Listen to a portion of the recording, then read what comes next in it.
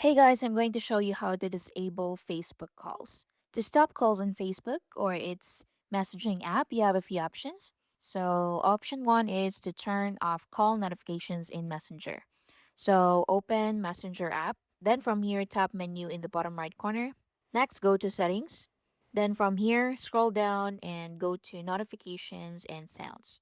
So click on that. Then from here, turn off call notifications or enable do not disturb at the top. So click do not disturb and choose how many hours or minutes or until 8 a.m. So choose what you prefer. Then click on that and it will be saved automatically. Next, you can also disable messenger permissions on your phone.